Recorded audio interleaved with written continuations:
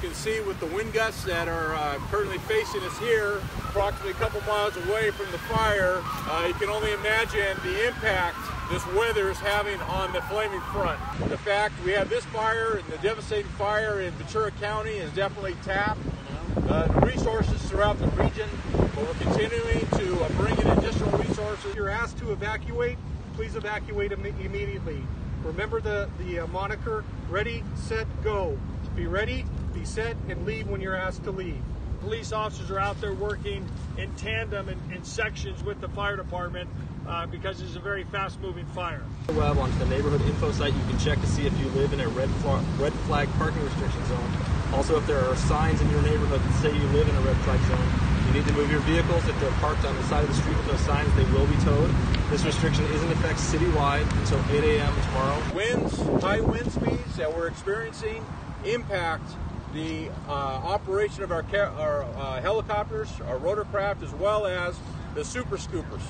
Again, keeping in mind, we want to provide a safe operation for our pilots and for those on the ground.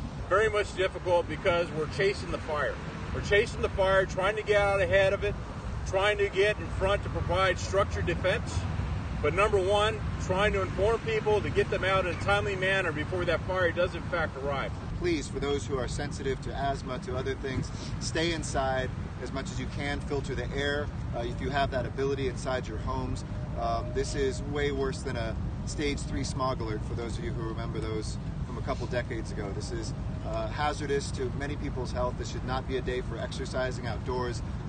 As we are fighting this fire, make sure that you stay healthy as well. And typically speaking, when we get winds above 35 miles per hour or erratic winds, and right now we have winds that are 40 miles per hour and sometimes gusts up to 70 miles per hour, then we leave that up to the pilots to make those determinations.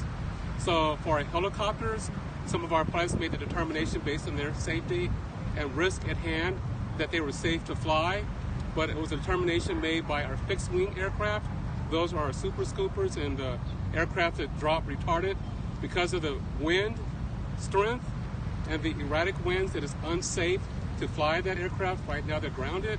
And right now our number one priority, like I articulated, is the safety and welfare of our citizens and our firefighters and personnel. Okay, we now have voluntary evacuations. Voluntary evacuations. This is the 210 freeway. This is where the mandatory was. Voluntary starts from Sayre, across the 210 at Hope, all the way to Bledsoe, continuing all the way across the 210. The 210 goes up to the 5 and the 14. These are all voluntary evacuations. So once again, from Sayre in the east, going westward across the 210 to Bledsoe, all the way down the 210 by Filbert, all the way up to the 5-14 split is all under voluntary evacuation. I want everybody to check their rig, check their equipment, PPE.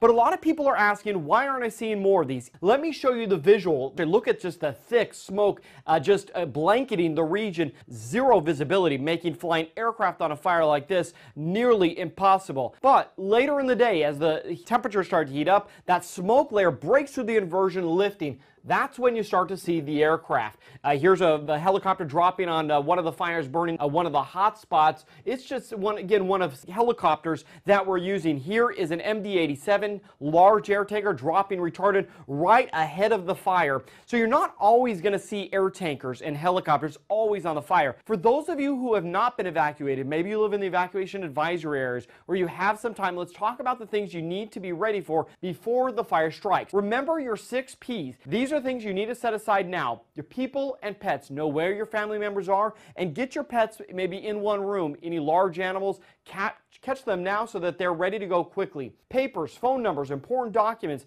This could include your birth certificates, passports, again, those papers that are vital, prescriptions, vitamins, and eyeglasses. Have those items set aside as well. Put them all in one location with your pictures and your irreplaceable memories. Also, personal computers, hard drives, and disks. Plastics, you want to have money, ATM, cash, put that aside. So again, remember the 6 P's, items that you'll evacuate with. People, pets, papers, prescriptions, pictures, personal computers, and plastics. You do everything around your house, closing the windows, secure it so that when you're gone, your home is safe. Make sure you have an evacuation plan checklist. Once you have all your stuff set aside, when that call comes or you feel unsafe, you may not even get an evacuation call, evacuate early. Ensure that all those emergency supply items we talked about, the 6 P's, are all put in your vehicle so that they're ready to go.